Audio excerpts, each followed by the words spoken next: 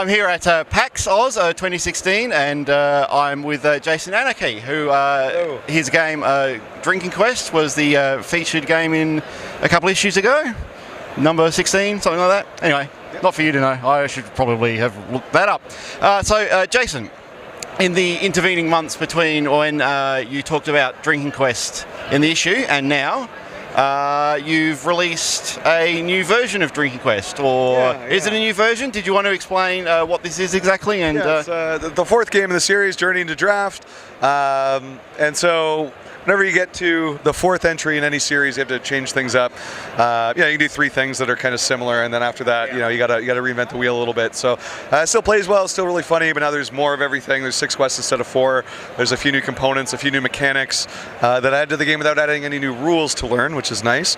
And there's a team of 10 artists instead of 1, so it's something that sits on a shelf a lot better next to some of the best games out there that I like. So. Okay, that's awesome. And you kickstarted this, didn't you? And it's did you do really well? Like, did having the original Drinking Quest and the 2 expansions for it, did that help in? Do you think that helped in backing this one, or? The original 3 games are out of print now. The trilogy editions are out of print.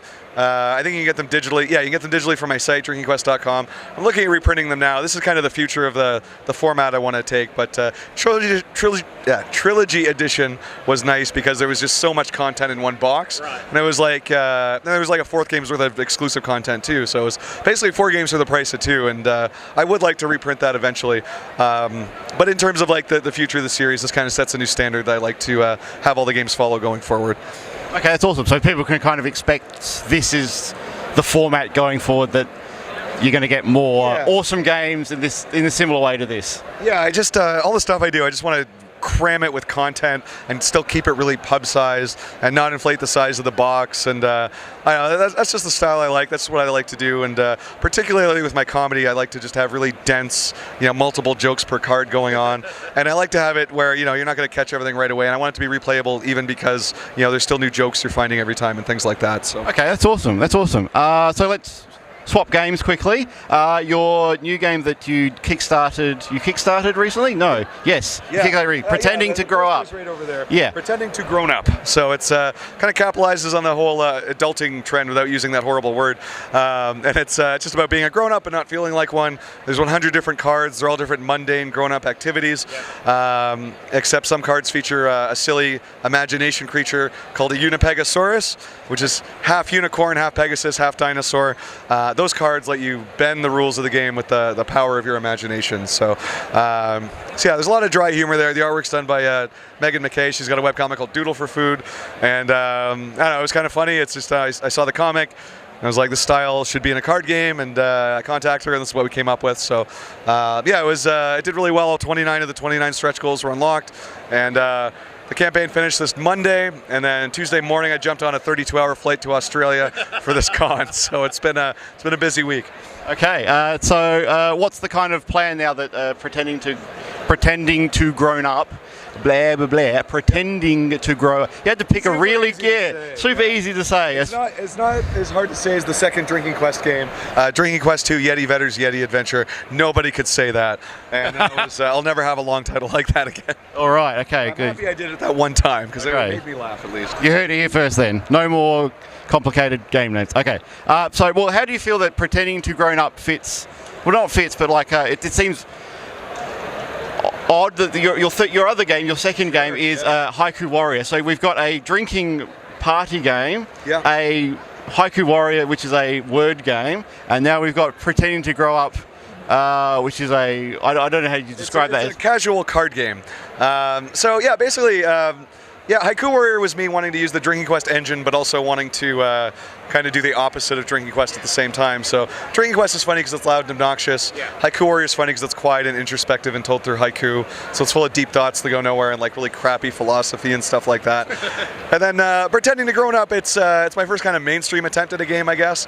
Not because I was like, ooh, I'm going to release a mainstream game and become a millionaire. It was I just follow the good ideas, and whatever I'm most excited about gets bumped up into the queue for the next thing I'm coming out with. So I just did a panel to a few hundred people in the Drop Bear room about crowdfunding with a few other people that also done programs and crowdfunding programs, campaigns, that's what I was looking for. And they were talking about how elevator pitches and whatnot. I'm like, well, you really don't get that anymore. You get like one tagline, you get one sentence.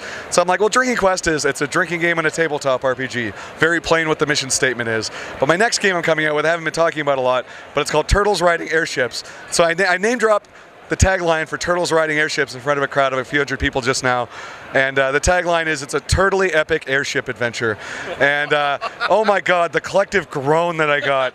Just, oh man, I was just, I had this great evil sensation from it. It made me feel kind of good and kind of bad at the same time. So. I suppose this game's targeting people's dads. Is that what's going on? Aren't dads famous for having terrible puns? Puns? It could. It's kind of like an all ages game. It's going to have like a cuteness overload kind of style.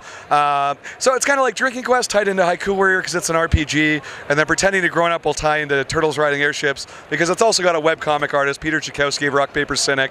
But then that one will have a board, and I think it'll be my least casual game, so it'll still be totally accessible. But I think it's the kind of game that board game geek people might get excited about the mechanics and things like that. So I always have good mechanics for what I'm doing, but in general, I don't want, with the past games I've done, I want people to memorize a rule book first. I want them to be able to start quickly.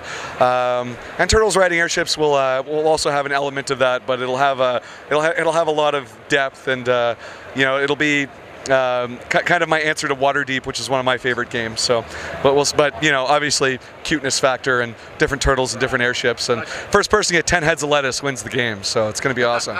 Okay, so one to look out for: Turtles Riding Airships. Okay, so I'm Matthew Lee from the Campaigner with Jason Anarchy of Drinking Quest fame, Haiku Warrior fame, and now Pretending to Grownup fame. There you go. There we go. I did it.